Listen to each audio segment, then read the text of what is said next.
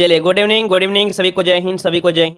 साथी दोस्तों, अगर आप लोग वीडियो एग्जाम की तैयारी कर रहे हैं तो मार्केट में प्रैक्टिस सेट आ गया है पूजा पब्लिकेशन का, जिसमें से पूर्णतः अपडेटेड आपका है 2023 के करंट अफेयर आपके यहाँ पर रखे गए हैं। और साथ में देख सकते हैं कि इसमें से 10 प्रैक्टिस सेट हैं और 7 सॉल्व पेपर हैं। यहाँ पर प्रैक्टिस सेट की ऐसी क्वालिटी है, आप देख सकते हैं जो भी क्वेश्चन आपके होते हैं एग्जाम में बहुत ही ज़्यादा फंसते हैं। क्वेश्चन के अगर लेवल देखेंगे तो आप देख पाएंगे बहुत ही बेहतर तरीके से 2023 का बेहतर से बेहतर आपका करंट अफेयर भी आपके हैं। यहाँ पर जो साइंस है वो भी बहुत ही बेहतर तरीके से जो एग्जाम में प्रेजेंट टाइम में पूछी जा रही है। संभवता है कि अगर आप इस प्रैक्टिस सेट से अपना प्रैक्टिस करते हैं तो बहुत ही ज़्यादा से ज़्यादा क्वेश्चन आपके फंसेंगे। डिस्क्राइब भी इसमें बहुत ही अच्छी तरीके से दिया गया है ताकि आप आसानी से इसमें समझ सकते हैं। तो इस प्रैक्टिस सेट को आप लोग ऑनलाइन भी मंगा सकते हैं, ऑफलाइन भी मंगा सकते हैं। ऑनलाइन मंगाने के लिए लिंक डिस्क्रिप्शन बॉक्स में आपको दी गई है। साथ में अगर आप लोग ऑफलाइन लेना चाहते हैं तो आपके नज़दीकी बुक स्टॉल में ये आपका जो पूजा पब्लिकेशन का प्रैक्टिस सेट आपको मिल जाएगा। और भी प्रकार के यहाँ पर बुकें, जैसे आपके यहाँ पर UPGK हो गया, ये आपका अदर भी जो सब्जेक्ट है सबकी मिल जाएंगी। पूजा पब्लिकेशन एक काफ़ी अच्छा पब्लिकेशन आपका है जिसके क्वेश्चन बहुत ही ज़्यादा एग्जाम में फंसते हैं। यहाँ पर आंसर की है और इसके बाद देख सकते हैं काफ़ी अच्छे तरीके से इसमें से डिस्क्राइब दिया गया है। तो इनके ढेर सारी पुस्तकें आती हैं, तो आप लोग विजिट कर सकते हैं इनकी वेबसाइट से, और इसे ऑनलाइन मंगा सकते हैं, अमेजन से भी, फ्लिपकार्ट से मंगा सकते हैं। ठीक है ना। चलिए, क्वेश्चन दिया है कि रक्तचाप किसका अधिक स्राव होने से बढ़ जाता है। चलिए, यहाँ पर जवाब देना है। आपका सही जवाब क्या हो जाएगा कि रक्तचाप किसका अधिक स्राव होने से बढ़ जाता है। यहाँ पर आंसर क्या हो जाएगा, तो याद रखिए आपका जवाब हो जाएगा ए नंबर, यहाँ पर थायरॉक्सिन। याद रखिए, थायरॉक्सिन हार्मोन्स के अत्यधिक स्राव से उच्च रक्तचाप, जैसे घबराहट, हृदय गति, है ना, ये आपका होता है। तो ऑप्शन क्या हो जाएगा, ए नंबर यहाँ पर राइट हो जाएगा। ठीक है, चलिए आगे बढ़ते हैं। क्वेश्चन आपसे अगला पूछा गया है, कह रहे हैं वह देश कौन सा है जहां ड्रिप सिंचाई का प्रयोग अधिक कुशलता से किया जाता है। चलिए, यहाँ पर जवाब देना है कि वह देश कौन सा है जहां पर ड्रिप सिंचाई का प्रयोग अधिक कुशलता से किया जाता है। यहाँ पर आंसर आपका सही जवाब क्या हो जाएगा। चलिए भाई, इसका राइट आंसर इनमें से क्या बनेगा, तो देखिए भाई, यहाँ पर जो आपका जवाब है वो आपको कौन सा हो जाएगा, इजराइल। ठीक है, याद रखिए इसका राइट आंसर बी हो जाएगा। यहाँ पर जो इजराइल है वहाँ पर ड्रिप सिंचाई अच्छी होती है। ड्रिप सिंचाई मतलब जानते हैं कि इसमें क्या होता है, पाइप में थोड़े थोड़े छिद्र कर देते हैं और छिद्र करने के बाद क्या होता है, फिर क्या होता है, बूंद बूंद पानी टपकता है, जिससे पानी की बचत भी होता है और अच्छी खासी फसल भी होती है ना। तो ऑप्शन क्या हो जाएगा, यहाँ पर बी नंबर राइट हो जाएगा। आगे बढ़ते हैं। क्वेश्चन आपसे अगला पूछा गया है, कह रहे लिच्छवी दोहित्र किसे कहा जाता है। लिच्छवी दोहित्र किसे कहा जाता है। यहाँ पर आंसर आपका सही जवाब क्या हो जाएगा। चलिए, लिच्छवी दोहित्र किसे कहते हैं, यहाँ पर आपका आंसर 3 नंबर में। चलिए, तो 3 का ऑप्शन हो जाएगा आंसर समुद्रगुप्त को किसे कहते हैं। आपके ऑप्शन डी हो जाएगा, समुद्रगुप्त को लिच्छवी दोहित्र कहा जाता है। ये भी क्वेश्चन आपका कई बार पूछा गया है। ठीक है, आगे बढ़ते हैं। क्वेश्चन दिया है, बुद्ध धम्म और संघ मिलकर कहलाते हैं। बुद्ध धम्म और संघ मिलकर जो कहलाते हैं इन्हें क्या कहा जाता है। यहाँ पर आंसर लॉक करिएगा। चलिए, आपका सही जवाब यहाँ पर क्या बनेगा। चलिए, बहुत अच्छे, वेरी गुड, बहुत अच्छे। देखो यहाँ पर जो आपका आंसर बन जाएगा वो कौन सा हो जाएगा, यहाँ पर कहा जाता है त्रिरत्न कहते हैं। क्या कहते हैं भाई, त्रिरत्न कहते हैं। तो ऑप्शन क्या बनेगा, ए नंबर इसका राइट हो जाएगा, त्रिरत्न कहते हैं। ये सभी क्वेश्चन बहुत बार पूछे गए हैं। ये समझिए कि ऐसे क्वेश्चन हम आपको करा रहे हैं जो आपके लगे कि हाँ एग्जाम में पूछे जाते हैं, वो पूछे जाएंगे। देखो, दिया गया है कि 1521 ईस्वी में नरेंद्र मंडल या चेंबर ऑफ प्रिंसेस किसके द्वारा आरंभ किया गया था। तो चलिए बताइएगा कि नरेंद्र मंडल या चेंबर ऑफ प्रिंसेस किसके द्वारा आरंभ किया गया। 5 को ऑप्शन देना है। तो देखिए भाई, 5 को ऑप्शन में से क्या हो जाएगा, देखो यहाँ पर दिया है चेंबर ऑफ प्रिंसेस, जो कि ऑप्शन बनेगा, यहाँ पर स्क्रीनशॉट लीजिएगा। ऑप्शन हो जाएगा आपका सी नंबर ऑफ कर्नाट। ठीक है, याद रखिए ऑप्शन हो जाएगा डी को आप कर्नाट, इसका स्क्रीनशॉट लीजिए। क्वेश्चन आपका अच्छा है। आगे बढ़ते हैं। क्वेश्चन आपसे अगला पूछा है कि 1857 ईस्वी के संग्राम में लखनऊ में हुए विद्रोह का नेतृत्व बेगम हजरत महल ने किया था, लेकिन इसको दबाने वाला अंग्रेज इनमें से कौन था। चलिए जवाब दीजिए, बहुत ही बेहतरीन क्वेश्चन है और आपका इनमें से जवाब क्या हो जाएगा। चलिए, ये थे आपके मेजर, आपके कौन, मेजर कैंपवेल। ऑप्शन बनेगा बी नंबर, मेजर कैंपवेल थे। याद रखिए, मेजर कैंपवेल हैं जो कि 1857 के द्वारा लखनऊ विद्रोह को दबाया गया। इस युद्ध का नेतृत्व भारतीय महिला बेगम हजरत महल व उसके पुत्र जो विरजित, है ना, कौन थे, जो आपकी भाई बेगम हजरत महल थी और इनका एक कह सकते हैं अल्पवयस्क व्यक्ति जो पुत्र था, नाम था विरजिस कादिर द्वारा किया गया था, है ना। तो इतने पॉइंट आपको याद रखना है, जो कि सबसे ज्यादा क्वेश्चन पूछा जाता है, लखनऊ में नेतृत्व किया बेगम हजरत महल ने। लें। ठीक है, आगे बढ़ते हैं। क्वेश्चन आपसे अगला पूछा है, आप लोग काउंटिंग करते रहिए भाई कितना आप लोगों का जवाब सही आ रहा है। अगला क्वेश्चन आपसे दिया गया है कि साइमन कमीशन को श्वेत कमीशन कहा जाता है, इसके गठन का उद्देश्य निम्नलिखित में से क्या है। आप बताइए कि साइमन कमीशन को श्वेत कमीशन कहा जाता है, इसके गठन का उद्देश्य इनमें से क्या है, क्या था। तो यहाँ पर भारत शासन अधिनियम 1919 की समीक्षा करने के लिए, याद रखिए आपके भारत शासन अधिनियम जो आपका 1919 था उसकी समीक्षा हेतु है। तो ऑप्शन बन जाएगा यहाँ पर आपका बी नंबर राइट हो जाएगा। ठीक है ना, इसका गठन यहाँ पर देख सकते हैं, ऑप्शन बन जाएगा कौन सा, यहाँ पर आपका बी हो जाएगा। चलिए आगे बढ़ते हैं। क्वेश्चन आपसे अगला पूछा गया है, यहाँ पर देखिए अगला क्वेश्चन, भारतीय तिरंगे को सर्वप्रथम किसके द्वारा फहराया गया था। भारतीय तिरंगे को सर्वप्रथम किसके द्वारा फहराया गया, यहाँ पर आंसर को लॉक करना है। तो चलिए देखते हैं इस क्वेश्चन का कितने लोग यहाँ पर सही जवाब देने वाले हैं। आपका सही जवाब यहाँ पर क्या हो जाएगा। चलिए भाई देखिए ऑप्शन आ रहा है बी नंबर, काफी लोग दे रहे हैं बी नंबर, वीडियो को लाइक शेयर कर दीजिएगा। देखिए ऑप्शन आ रहा है बी नंबर जवाहरलाल नेहरू, यहाँ पर जवाब बनेगा कौन सा भाई, आपका जवाब हो जाएगा बी नंबर, बिल्कुल सही आया है कि आपके जवाहरलाल नेहरू द्वारा सर्वप्रथम 31 दिसंबर कब, तो याद रखिए 31 दिसंबर 1929 को रात के 12 बजे रावी नदी के तट पर लाहौर में आपके भारतीय तिरंगे को फहराया गया था। तो ऑप्शन हो जाएगा बी नंबर। आगे बढ़ते हैं। क्वेश्चन आपसे अगला पूछा गया है कि गांधी जी ने 1932 में उपवास प्रधानता किस लिए किया था। भाई यहाँ पर पता है गांधी जी ने उपवास किया था, अब आप ही बताइए किसके लिए किया था। तो यहाँ पर देखिए आपका जवाब इनमें से क्या हो जाएगा। तो ये एक सांप्रदायिक कह सकते हैं अधिनिर्णय था रैमजे मैकडोनाल्ड के द्वारा। ठीक है, याद रखिए कि रैमजे मैकडोनाल्ड के द्वारा कम्युनल अवार्ड की घोषणा की गई थी। किसके, कम्युनल अवार्ड, कम्युनल बोलते हैं तो कम्युनल अवार्ड की घोषणा की गई थी और इसके उपरांत ही उपवास की समाप्ति पूना समझौते के बाद हुई थी। अगर क्वेश्चन पूछे कि इनकी जो समाप्ति हुई थी कैसे, तो पूना समझौता जब हुआ था उसके बाद इनकी आपकी कह सकते हैं उपवास समाप्त हो गया था। ऑप्शन बनेगा यहाँ पर आपका सी नंबर। आगे बढ़ते हैं। क्वेश्चन आपसे अगला दिया गया है, कह रहा आपसे ऋग्वेद के 9वें मंडल में किस देवता का उल्लेख है, अर्थात किस देवता से संबंधित है। बताइए भाई, यहाँ पर क्वेश्चन आपने बहुत बार पढ़ा होगा और आप जवाब है देने का नंबर आया है तो आप लोग जवाब दीजिएगा। चलिए यहां पर आंसर हो जाएगा डी नंबर, यहां पर सोम हो जाएगा, क्या यहां पर सोम। चलिए आगे बढ़ते हैं। क्वेश्चन आपसे अगला पूछा गया है, निम्नलिखित में से प्रथम बौद्ध संगीति के अध्यक्ष आपके कौन थे। अब यहां पर देखो दिया गया प्रथम बौद्ध संगीति दिया गया है, जैन नहीं दिया है, क्योंकि इसके पहले वाली क्लास में गलतियां हुई थी जैन वाले से, है ना। यहां पर दिया गया है बौद्ध, और बौद्ध संगीति में पहले जो थे वो आपके थे कौन, आपका आंसर हो जाएगा सी, आपके महाकश्यप थे। ऑप्शन बनेगा सी नंबर, महाकश्यप थे। ठीक है, याद रहेगा। और ये की कहाँ गई थी, राजगीर में की गई थी, राजगीर में। तो ये भी याद रखिएगा कि आपके राजगीर में की गई थी, आपकी कह सकते हैं ये संगीति का आयोजन। अच्छा, एक क्वेश्चन ये भी पूछा जाता है कि प्रथम बौद्ध संगीति किसके शासनकाल में हुई थी, तो आपके आजाद शत्रु के समय। याद रखिए आपके आजाद शत्रु के समय ये आपकी संगीति हुई थी, याद रखिएगा। ठीक है, चलिए आगे बढ़ते हैं। क्वेश्चन आपसे दिया है, लेकिन जितने भी महत्वपूर्ण पॉइंट होंगे हम आपको बता देंगे। अदीना मस्जिद का निर्माण किस शासक के द्वारा करवाया गया था। अदीना मस्जिद, ये अदीना मस्जिद का निर्माण कराया गया था, याद रखिए बंगाल में, और किसके द्वारा, तो सुल्तान सिकंदर के द्वारा। यहां पर आंसर हो जाएगा बी नंबर, सुल्तान सिकंदर के द्वारा करवाया गया था।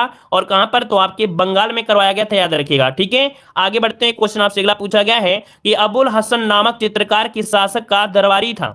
अबुल हसन पूछा गया है, अबुल हसन नामक चित्रकार किस शासक का दरबारी था, यहां पर आंसर देना है अबुल हसन। चलिए कितने लोग यहां पर जवाब देंगे सही। चलिए देखिए यहां पर आंसर हो जाएगा सी नंबर, जहांगीर। जहांगीर के शासनकाल के समय अबुल हसन, विष्णुदा, मनोहरदा, ये आपकी कई थे जो आपके दरबारी चित्रकार थे। तो ऑप्शन बनेगा आपका सी नंबर। आगे बढ़ते हैं। क्वेश्चन दिया गया है कि टी शब्द किस खेल से संबंधित है। बताइएगा भाई, यहां पर एक दिया गया है टी, टी जो आपका दिया है किससे संबंधित है। एक खेल आपने देखा होगा, यहां पर आपका कह सकते हैं जो आपका गोल्फ होता है, क्या यहां पर गोल्फ से संबंधित होता है। ऑप्शन सी हो जाएगा, टी शब्द गोल्फ से संबंधित है, याद रखिएगा। आगे बढ़ते हैं। क्वेश्चन आपसे अगला पूछा गया है, यहां पर क्वेश्चन आपके सामने आ गया है, दुर्गापुर इस्पात संयंत्र किस देश की सहायता से स्थापित किया गया था। दुर्गापुर आपको बताना है, आपका सही जवाब इनमें से क्या हो जाएगा। और हमने एक ट्रिक बताया था, अगर आपको याद हो, यहां पर ये क्लास जो आपकी इस क्लास में नहीं, लेखपाल की क्लास में हमने बताया था। आज फिर से एक बार हम आपको बता देते हैं ताकि दोबारा से रिवीजन हो जाए और हमेशा आप लोग ऐसे क्वेश्चन को रट लीजिएगा। देखो हमने बताया था बोरू, ठीक है, हमने साफ साफ लिख दे रहे हैं बोरू भीरू, ये ट्रिक है आपको, ठीक है, ऐसे नोट करिए, बोरू भीरू दुबे, दुबे और एक आपका हो जाएगा राज। अब देखिए ये 4 कारखाने पूछे जाते हैं, जिनमें से बोकारो जो आपका लगा था ये तृतीय पंचवर्षीय योजना में लगा था, लेकिन इनमें से जो आपके थे ये आपके लगे थे द्वितीय पंचवर्षीय योजना में। कौन? ये आपके। बो से क्या हो गया? बोकाना मतलब हल्ला मारना। ये ट्रिक आपको हमेशा याद कराने के लिए, क्योंकि क्वेश्चन पूछेगा इन 4 कारखानों में कौन है जो तृतीय पंचवर्षीय योजना में था। तो ये 4 दोस्त थे और 4 दोस्त आपस में खड़े थे और एक ने हल्ला मारना शुरू कर दिया, जिसे बोलते हैं बोकाना। क्या बोका रहे हो, क्या हल्ला मार रहे हो? तीनों दोस्तों ने क्या किया? इससे भगा दिया, अपने ग्रुप से भगा दिया तीनों ने। तो ये किस में हो गया? ये तृतीय पंचवर्षीय योजना में। दूसरे में कौन? ये है। अब यहाँ पर बोसे बोकारो क्या है? बोसे बोकारो। और बोकारो जो आप था ये रूस के सहयोग से, किसके? रूस के सहयोग से। रूस से रूस। भी से होता है भिलाई, है ना? भी से भी। अच्छा ये है कहां पर बोकारो? ये आपके झारखंड में है। झारखंड में है, याद रखिए झारखंड में। और भी से भिलाई हो जाएगा। भिलाई आपके छत्तीसगढ़ में है। कहां पर? छत्तीसगढ़ में है। और यहां पर दिखा रू, रू मतलब आपका हो जाएगा रूस के सहयोग से, आपका ये भी हो जाएगा। ठीक है। अगला है यहाँ पर दू से हो जाएगा दुर्गापुर। क्या हो जाएगा? दुर्गापुर। दुर्गापुर बे से हो जाएगा ब्रिटेन। ये ब्रिटेन के सहयोग से लगा था। और ये जो आपका दुर्गापुर है ये कहां पर है? कहां पर ये बताइएगा, इसका आप लोग जवाब दीजिएगा। ठीक है। और यहां पर राउरकेला। राउरकेला आपके जर्मनी के सहयोग से लगा था। ठीक है ना? तो इस प्रकार से कह सकते हैं, ये पॉइंट आपको याद रख लेना है। यहां पर जो आंसर हो जाएगा कौन सा? दुर्गापुर। ये आपका हो गया कौन सा? ब्रिटेन के सहयोग से लगा था। ब्रिटेन के सहयोग से। ठीक है ना? क्लियर हो गया है। और ये पश्चिम बंगाल में है। बिल्कुल याद रखिए, दुर्गापुर जो आपका है ये पश्चिम बंगाल में है। हमने यहाँ पर आपको 1-2 मिनट का समय जरूर लिया है, लेकिन जीवन में कभी भी क्वेश्चन आपको याद आ जाएगा तो आपको देव जी के ट्रिक का याद नाम जरूर आएगा कि हाँ इससे हमने पढ़ा था और हमसे ये क्वेश्चन सही हुआ है। ठीक है। आगे बढ़ते हैं। क्वेश्चन आपसे अगला पूछा गया है, कह रहा आपसे यहाँ पर कि निम्न युग्मों में से कौन सा सुमेलित नहीं है? निम्न युग्मों में से कौन सुमेलित नहीं है? यहाँ पर आंसर को लॉक करना है। आपका सही जवाब क्या है? देखो हम आपको क्लासें दे रहे हैं, जितने भी कम स्टूडेंट हैं, में कोई दिक्कत नहीं है, लेकिन हमने बताया आप लोगों से रिक्वेस्ट है कि वीडियो को लाइक शेयर कर दिया करें। कम बच्चे हैं तो क्या हुआ, कम से कम इतना तो हमें पता ही है कि यही 10 बच्चे हैं वो 20 बच्चे हैं, जिनमें से कुछ ऐसे बच्चे हैं जो लाइक शेयर करने के लिए डरते हैं। मतलब बहुत बच्चे होते हैं तो पता नहीं चलता है कि कौन नहीं करता है, लेकिन इन्हीं में लगता है कि कोई ना कोई ऐसे गद्दार होते हैं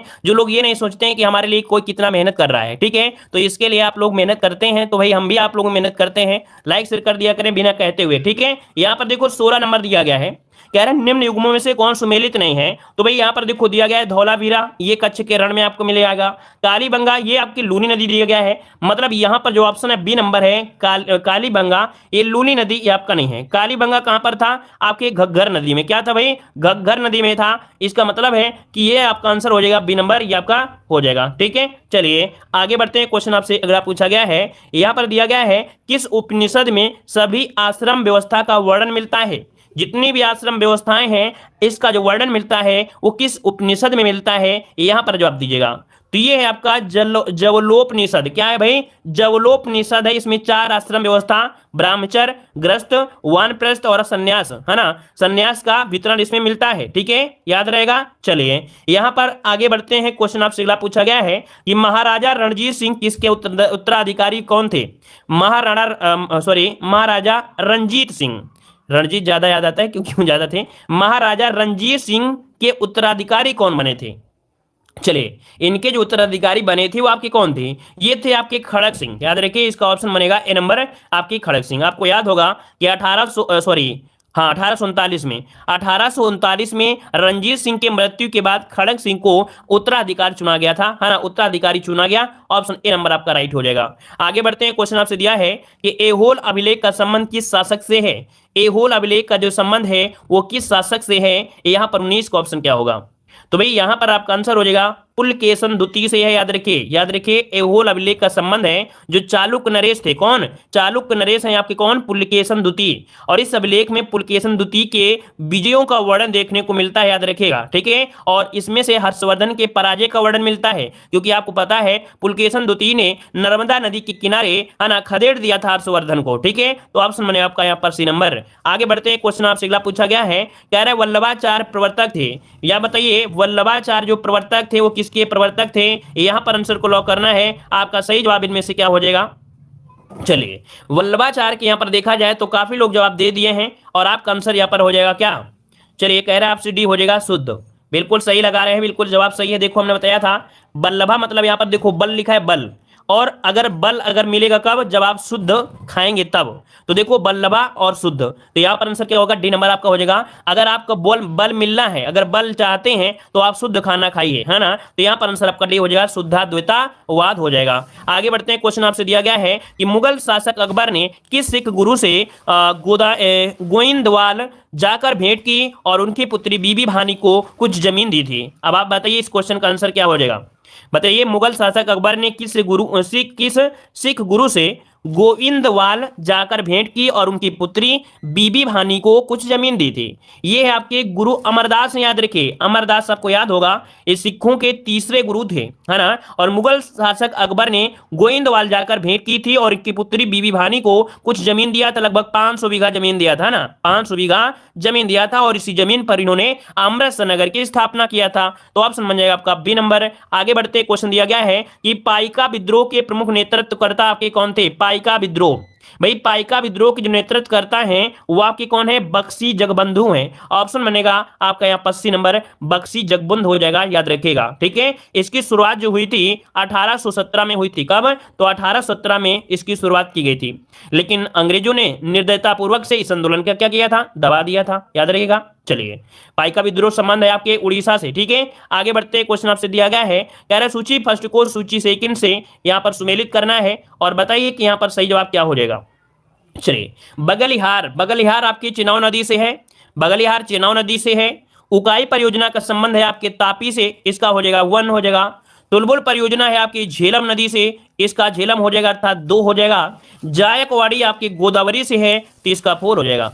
3 1 2 4 जो कि ऑप्शन मिलेगा आपका 3 1 2 4 कहां पर है देख लीजिएगा, 3 1 2 4 कहीं है, 3 1 2 4 ऑप्शन आपका सी नंबर यहां पर राइट हो गया, ठीक है। आगे बढ़ते हैं, क्वेश्चन आपसे अगला है कि प्रति व्यक्ति आय निकाला जाता है, प्रति व्यक्ति आय निकाला जाता है वो किससे निकाला जाता है, जवाब दीजिएगा। कौन सा सूत्र होता है, कैसे निकालेंगे, तो प्रति व्यक्ति आय बराबर होता है राष्ट्रीय आय प्रति बटे उसकी जनसंख्या ना, मतलब ऑप्शन जो है वो आपका हो जाएगा बी नंबर हो जाएगा, प्रति व्यक्ति आय बराबर राष्ट्रीय आय बटे जनसंख्या होती है, याद रखिएगा, ठीक है ना, याद रहेगा। चलिए आगे बढ़ते हैं, क्वेश्चन आपसे अगला पूछा गया है, कह रहे दिन रात जिस कारण होते हैं वो आपकी कौन सी घटना है। बताइए भाई दिन रात आप लोग जानते हैं ना, अब आप ही बताइए दिन रात होते हैं क्यों होते हैं। इतना साधारण क्वेश्चन का जवाब आप लोग आसानी से दे सकते हैं, और अगर ऐसे क्वेश्चन को जवाब दे सकते हैं तो समझो कि आप एग्जाम भी पास कर सकते हैं।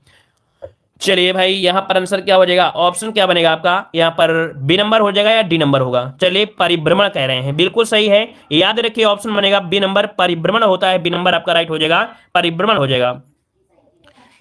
अरे भैया ए बी सेम कैसे हैं, ये परिक्रमण है ये परिभ्रमण है, आप जानते हो, थोड़ा सा आपको बता दें। जैसे ये मंदिर है, क्या है, ये मंदिर है, मंदिर में आप लोग क्या करने जाते हैं, मंदिर में आप लोग करते हैं परिक्रमा करते हैं, क्या करते हैं आप लोग करते हैं परिक्रमा करते हैं, परिक्रमा। तो परिक्रमा मतलब ये हुआ कि जो पृथ्वी है वो सूर्य का चक्कर लगा रही है, ठीक है ना, जिससे ऋतु परिवर्तन होते हैं, क्या, जिससे ऋतु परिवर्तन होते हैं, वो परिक्रमा होती है 300 आपके कितने 65 दिन में, है ना। लेकिन परिभ्रमण मतलब क्या होता है, जब खुद के चक्कर लगा लीजिए, जब खुद के चक्कर लगाएंगे, जैसे पृथ्वी होती है वो 24 घंटे में चक्कर लगाती है, जिसकी वजह से क्या होते हैं दिन रात होते हैं, तो इस वजह से यहाँ पर क्या हो जाएगा, यहाँ पर बी नंबर आपका राइट हो जाएगा, याद रहेगा, क्लियर है। चलिए याद रहेगा, हमेशा याद रहेगा। आगे बढ़ते हैं, क्वेश्चन आपसे अगला पूछा गया है, यहां पर है दक्षिण भारत की सबसे ऊंची चोटी अन्नाईमुदी किस पहाड़ी पर स्थित है।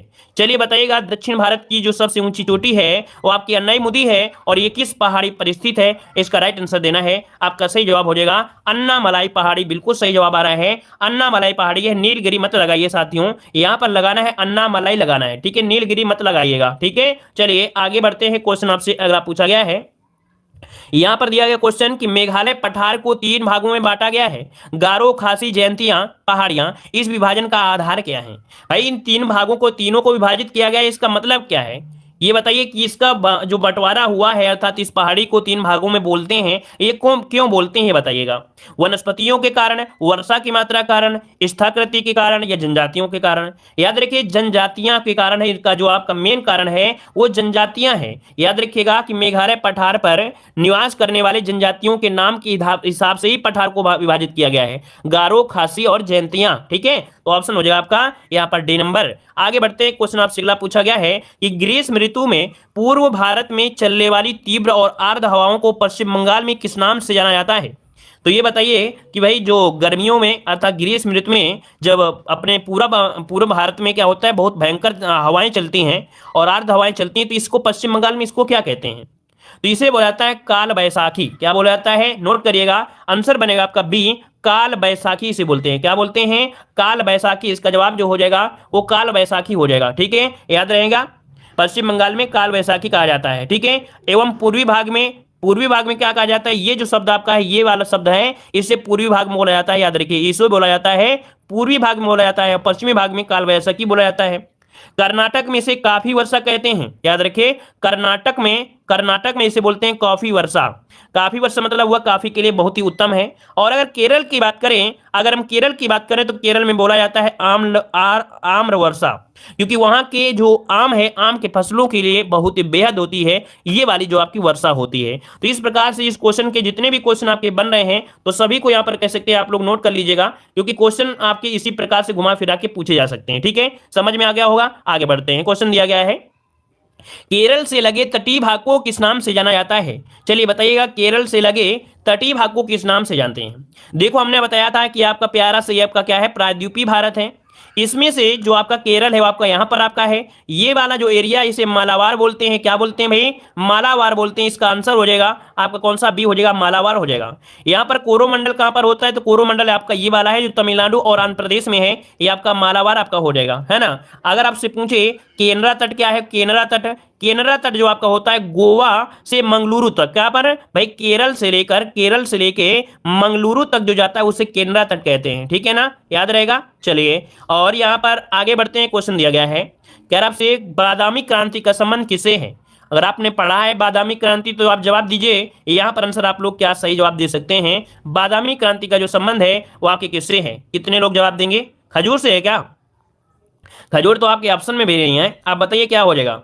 कह रहे हैं फलों उत्पादन से। फल से भी नहीं है, ये मसाला उत्पादन है। याद रखिए, बादामी क्रांति का संबंध है आपके मसाला उत्पादन से। किससे? आपके मसाला उत्पादन से, याद रखिएगा, है ना। एक होता है क्वेश्चन यहाँ पर राउंड रेवोल्यूशन, है ना, गोल क्रांति का संबंध होता है किससे? तो आपके आलू से होता है ना। रेड क्रांति जो आपकी होती है वो टमाटर से होता है और आपके मीट से होता है ना। और सिल्वर क्रांति जिसे हम लोग यहाँ पर जानते हैं, सिल्वर क्रांति, ये अंडे उत्पादन से होते हैं, अंडे उत्पादन से, है ना। पीली क्रांति किससे होता है? तो आपके तिलहन उत्पादन से होता है। ग्रीन अगर पूछे हरित क्रांति का संबंध होता है खाद्यान्न उत्पादन से। ये ढेर सारे क्वेश्चन होते हैं जो कि हमने आपको पढ़ाया भी है। आगे बढ़ते हैं, 2011 की जनगणना रिपोर्ट के अनुसार भारत का सर्वाधिक जनसंख्या घनत्व वाला राज्य पूछा गया है। सर्वाधिक जनघनत्व जो आपका है कहाँ का है? तो भाई आपका बिहार है। याद रखिए, ऑप्शन बनेगा ए नंबर आपका बिहार हो जाएगा। बिहार की अगर हम बात करते हैं बिहार में, तो यहाँ पर कितने आपके हैं? 1106 यहाँ पर जनघनत्व है। 1 किलोमीटर में कितने लोग निवास करते हैं? 1106 लोग निवास करते हैं। पश्चिम बंगाल की बात करते हैं तो यहाँ पर आपके 1028 लोग निवास करते हैं। याद रखिए, पश्चिम बंगाल में। केरल की बात करते हैं तो केरल में आपके 860 लोग निवास करते हैं 1 किलोमीटर में। उत्तर प्रदेश में तो आप लोग आप जानते हैं 829 आपका वर्ग किलोमीटर होता है ना। तो इसको नोट करिएगा। जितने भी हम क्वेश्चन बताएं उसके ऑप्शन में जो डिस्क्राइब करते हैं उसको भी यहाँ पर ध्यान रख लीजिएगा। और इतने अगर ऑप्शन के अनुसार आप पढ़ेंगे तो याद रखिएगा पूरे के पूरे क्वेश्चन फंसाने की गारंटी है। ठीक है, चलिए बताइए अगला क्वेश्चन। अंडमान निकोबार द्वीप समूह में किस प्रकार के वन पाए जाते हैं? चलिए, अंडमान निकोबार द्वीप समूह में किस प्रकार के वन पाए जाते हैं, यहां पर जवाब देना है। देखो, यहां पर क्या होता है, पानी की मात्रा ज्यादा होती है। यहां पर आपको पता है लौटता हुआ मानसून भी इस साइड में होता है, अर्थात इस एरिया में जो आपको मिलेंगे वो मिलेंगे आपके सदाबहार वनों का विकास हुआ है। यहां पर आंसर हो जाएगा बी नंबर। याद रखिए, अंडमान निकोबार द्वीप समूह है जो कि विषुवत रेखा के समीप है और यहाँ की जलवायु जो है वो कैसी विषुवती है। इस कारण यहाँ पर सदाबहार वनों का विकास हुआ है। ऑप्शन में आपका बी नंबर हो जाएगा। आगे बढ़ते हैं, क्वेश्चन आपसे दिया गया है, भारत में सुनामी वार्निंग सेंटर कहां पर स्थित है? सुनामी के लिए जो वार्निंग देता है ना, चेतावनी देता है, वो आपके है कहां पर? ये है आपके कहां पर? ऑप्शन बनेगा आपका यहां पर 28 का 33 का ऑप्शन बनेगा आपका डी, हैदराबाद में। कहां पर है भाई? हैदराबाद में, याद रखिए। और इसका ये जो काम कर रहा है 2007 से काम कर रहा है। कब से? 2007 से ये काम कर रहा है, याद रखिएगा। ठीक है, आगे बढ़ते हैं, क्वेश्चन आपसे दिया गया है, यदि लोकसभा में बजट पारित नहीं होता है तो क्या होगा? चलिए बताइएगा भाई कि यदि लोकसभा में बजट पारित नहीं होता है तो क्या होगा? इस स्थिति में आप जवाब दीजिएगा। कह रहे वित्त मंत्री को इस्तीफा देना पड़ेगा, प्रधानमंत्री को इस्तीफा देना पड़ेगा, पुनः बजट को संशोधित करके लोकसभा के पटल पर रखा जाता है, या सरकार को इस्तीफा देना पड़ता है। क्या जवाब हो जाएगा? लाजवाब और दमदार क्वेश्चन है, जवाब दीजिए क्या आंसर यहाँ पर हो सकता है। चलिए जवाब आ रहा है यहां पर ऑप्शन बी ऑप्शन ए। देखिए इसका आंसर हो जाएगा डी नंबर। यदि लोकसभा में बजट पारित नहीं होता है तो सरकार को इस्तीफा देना पड़ता है। याद रखिए सरकार को इस्तीफा देना पड़ता है, याद रखिएगा। ठीक है, चलिए आगे बढ़ते हैं। क्वेश्चन आपसे दिया है कि नई अखिल भारतीय सेवा योजना का सृजन करने के लिए राज्यसभा में उपस्थित तथा मतदान देने वाले सदस्यों की संख्या कम से कम कितनी होनी चाहिए। कम से कम कितनी होनी चाहिए, तो भाई आपकी पता है 2/3 होना चाहिए। ऑप्शन बनेगा यहां पर आपका सी नंबर 2/3 होना चाहिए, याद रखिएगा। ठीक है ना, आगे बढ़ते हैं। क्वेश्चन आपसे अगला पूछा गया है, कह रहे लोकसभा में गणपूर्त या कोरम की कुल सदस्य संख्या कितनी होती है। यह बताइए कोरम या गणपूर्त उसे कहते हैं। याद रखिएगा यहां पर लोकसभा में है तो आपके कितने 1/10 होना जरूरी है। याद रखिएगा कि लोकसभा में गणपूर्त या कोरम कुल संख्या का 1/10वां, या अगर बोल दे या क्या होता है या 55, कितने 55 के लोग होते हैं, इतने अगर मौजूद हैं तो आपका चल जाएगा। यही चीज राज्यसभा में कितने होते हैं, राज्यसभा में कितने होते हैं, इसके आधे मतलब आपके 25 होते हैं, जिसको उसे भी 1/10 कहते हैं। तो राज्यसभा में 25 सदस्य मौजूद है, और अगर लोकसभा में राज्यसभा में 25 और लोकसभा में 55। ठीक है, यह तो आप लोग सिंपल सी बात से हम कह सकते हैं 1/10 निकाल भी सकते हैं। क्लियर है, आगे बढ़ते हैं। क्वेश्चन आपसे दिया गया है कि संसद के संयुक्त अधिवेशन के संबंध में कौन सा कथन आपका गलत दिया गया है, कौन सा कथन आपका गलत दिया गया है। तो चलिए यहां पर देखते हैं। संयुक्त अधिवेशन राष्ट्रपति बुलाता है, जो कि बिल्कुल सही जवाब दिया गया है। ठीक है, अगला है कह रहा आपसे कि संयुक्त अधिवेशन की कार्यवाही लोकसभा के प्रक्रिया नियमों के अनुसार संचालित होती है। मतलब यह भी है कि लोकसभा की प्रक्रिया के नियमों के अनुसार संचालित होती है। पहला सही है, दूसरा सही है। तीसरा दिया है कि धन विधेयक एवं संविधान संशोधन विधेयक पारित करने के लिए भी संयुक्त अधिवेशन बुलाया जा सकता है। ये बात आपकी गलत है। ऑप्शन जो आपका हो जाएगा वो सी नंबर हो जाएगा कि धन विधेयक और संविधान संशोधन विधेयक पारित करने के लिए संयुक्त बैठक नहीं हो सकती है। संविधान संशोधन विधेयक दोनों सदनों में अलग अलग पारित होना आवश्यक होता है। अगर संविधान संशोधन है तो उसमें दोनों सदनों में अलग अलग तरीके से पास होना जरूरी होता है। ठीक है ना, तो यहां पर याद रखिए ऑप्शन थर्ड आपका गलत हो गया है। ठीक है, क्लियर हो गया है। और यहां पर डी वाला देख लीजिएगा कि संयुक्त अधिवेशन की अध्यक्षता लोकसभा अध्यक्ष की अनुपस्थिति में लोकसभा के उपाध्यक्ष कर सकता है। समझ में आ गया होगा क्वेश्चन। आगे बढ़ते हैं। क्वेश्चन दिया गया है, यहां पर क्वेश्चन आ गया है कि नियंत्रक महालेखा परीक्षक केंद्र सरकार के लेखाओं का प्रतिवेदन राष्ट्रपति को देता है, जिसे वह संसद के दोनों सदनों के पटल पर रखते हैं। इसके उपरांत संसद के किस समिति द्वारा इसकी जांच की जाती है। भाई इसकी जो जांच करता है वो कौन करता है, इसकी भी जांच करता है ना केंद्र जो महालेखा परीक्षक होता है वो अपनी रिपोर्ट तो देता है, लेकिन इस रिपोर्ट को भी जांच करने के लिए एक बनाई गई है आपकी समिति है, नाम है लोक लेखा समिति। लोक लेखा समिति में बताया था कि कुल 22 सदस्य होते हैं। कितने, कुल 22 सदस्य होते हैं, जिनका कार्यकाल 1 वर्ष का होता है। याद रखिए इनका कार्य 1 वर्ष का होता है। याद रखिए इनमें से लोकसभा के जो होते हैं वो आपके 15 होते हैं, और राज्यसभा के कितने होते हैं, 7 सदस्य होते हैं। याद रखिएगा, ठीक है, तो इतना पॉइंट आपको याद रख लेना है। आगे बढ़ते हैं। क्वेश्चन आपसे अगला पूछा गया है, कह रहा है यहां पर अगला क्वेश्चन, भारत की संचित निधि पर भारतीय व्यय निम्नलिखित में से कौन नहीं है।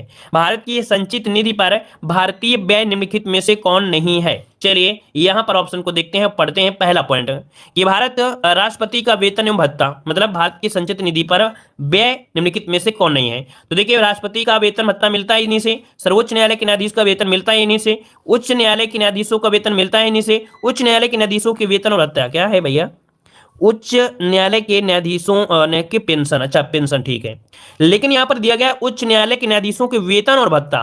याद रखिए उच्च न्यायालय के न्यायाधीशों का जो पेंशन है, पेंशन तो आपका भारत की संचित निधि से होती है, लेकिन यहां पर अगर वेतन और भत्ते की बात करें तो क्या होगा। तो याद रखिए, नोट करिएगा कि उच्च न्यायालय के न्यायाधीशों के केवल पेंशन भारतीय व्यय संचित निधि में शामिल होते हैं। वेतन एवं भत्ता राज्य समेकित निधि पर भारित होते हैं, अर्थात उच्च न्यायालय अर्थात हाई कोर्ट के जो न्यायाधीश होते हैं इनको जो वेतन मिलता है वो राज्य की संचित निधि से मिलता है। किससे, राज्य की संचित निधि से मिलता है। तो ऑप्शन क्या बन जाएगा आपका, डी नंबर यहाँ पर राइट हो जाएगा। ठीक है ना, आगे बढ़ते हैं। क्वेश्चन आपसे अगला पूछा गया है, कह रहा है किसी राज्य के विधान परिषद की सदस्य संख्या उस राज्य के विधानसभा के सदस्यों की संख्या से अधिक नहीं हो सकती है। अधिक नहीं हो सकती है, आप बताइए कितना अधिक नहीं हो सकती है।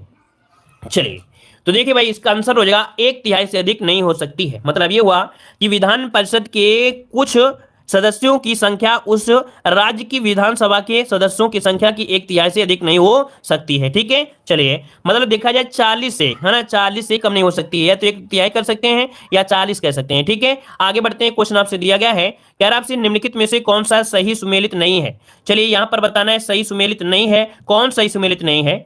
तो भाई आपको दिया डोबेराइन, इन्होंने दिया था आपके त्रियक नियम दिया था, है ना। फिर इसके बाद दिया गया है न्यूलैंड्स, इन्होंने अष्टक सिद्धांत दिया है, ये भी सही दिया गया है। मोस्ले ने दिया था आधुनिक आवर्त सारणी नियम दिया था, ठीक है। हाइजेनबर्ग दिया है अपवर्जन नियम, यहां पर गलत आंसर आपका डी नंबर है, याद रखिए। हाइजेनबर्ग ने दिया था अनिश्चितता का सिद्धांत, किसका? अनिश्चितता का सिद्धांत, अनिश्चितता का सिद्धांत नोट कर लीजिएगा, अनिश्चितता का सिद्धांत दिया था, ठीक है, याद रहेगा। चलिए, अपवर्जन का नियम किसने दिया था? अपवर्जन का नियम दिया था आपके पाउली ने, किसने? पाउली ने। ये सब कुछ आपने इंटर में पढ़ा है, अगर आपने साइंस आर्ट से इंटर किया है तो आप लोगों ने बहुत ही अच्छी तरीके से इनके बारे में अच्छे से आपने अध्ययन किया होगा, है ना। आगे बढ़ते हैं, क्वेश्चन आपसे अगला पूछा गया है, कह रहा है निम्नलिखित में से कौन सा कथन सही दिया गया है? पहला पॉइंट आपके सामने दिया है कि फ्यूज को सदैव परिपथ में समांतर क्रम में जोड़ा जाता है। क्या ये बात सही है क्या भाई? भैया जो फ्यूज होता है वो श्रेणी क्रम में होता है, क्या ये श्रेणी क्रम में होता है? श्रेणी क्रम में, अर्थात ये वाला पॉइंट तो आपका सरासर गलत हो गया। फिर दिया गया है फ्यूज सामान्यतः तांबा तथा टिन की मिश्र धातु का बना होता है, तो आप बताइए किसका होता है? सीसा और टिन का होता है। किसका भाई? ये तांबा टिन का नहीं होता है, सीसा और टिन का होता है, सीसा और आपके टिन का होता है, अर्थात ये भी गलत हो गया। मतलब इनमें से कोई आपका गलत नहीं है। और देख सकते हैं कितने लोगों ने जवाब यहाँ पर गलत दिया था, है ना। अब आप समझ लीजिएगा कि अगर आप लोग समझ सकते हैं कि अगर इतनी गलतियां हो रही हैं तो आप ही बताइए कि आप लोग कमजोर है कि नहीं है कमजोर। अच्छा, ईमानदारी से आप बताइए कि कौन कौन कमजोर है। आप बताइए, आप लोग ईमानदारी से बताइए कि कितने लोग, कौन कौन लोग यहाँ पर कमजोर हैं जीएस में। चलिए चलिए आगे बढ़ते हैं। क्वेश्चन आपसे अगला पूछा गया है, कह रहा आपसे यहाँ पर कह रहा है ए बी रिक्त समूह में, देखिए यहाँ पर ए बी जो आपका रक्त होगा, यहाँ पर रिक्त नहीं होगा, रक्त होगा, ठीक है। ए बी रक्त समूह दिया गया है। अच्छा, तुक्का लगा रहे हैं सभी? अच्छा, चलिए यहाँ पर बताइए, ए बी रक्त समूह जो होता है, ए बी रक्त समूह होता है, इसमें से क्या नहीं होते हैं बॉडी में? एंटीजन नहीं होते हैं, ये एंटीबॉडीज नहीं होती है। बताइए, आप बताइए, हमेशा आपने पढ़ा होगा ना, तो आप बताइए कि ए बी रक्त समूह में एंटीजन नहीं रहते हैं, ये एंटीबॉडी नहीं रहते हैं, क्या हो जाएगा?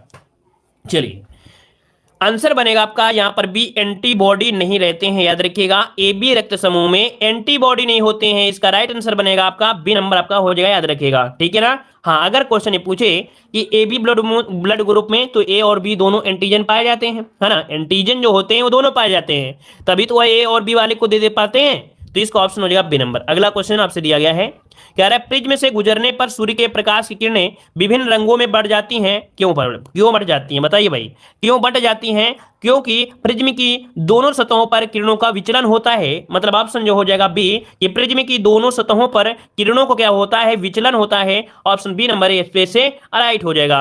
आगे बढ़ते हैं, क्वेश्चन आपसे अगला पूछा गया है, यहां पर क्वेश्चन आपके सामने है कि उत्प्लावन बल निर्भर करता है। उत्प्लावन बल जो जानते हैं, उत्प्लावन बल जब कोई भी वस्तु को जब पानी में डुबो देते हैं तो विस्थापित द्रव के घनत्व पर निर्भर करता है। क्या? उस उत्प्लावन बल जो होता है वो विस्थापित द्रव के घनत्व पर निर्भर करता है। मतलब ये कह सकते हैं कि उत्प्लावन बल विस्थापित द्रव के घनत्व पर निर्भर करता है। तरल का घनत्व जितना अधिक होगा, उत्प्लावी बल उतना ही अधिक लगेगा और वस्तु द्रव में तैरती रहेगी।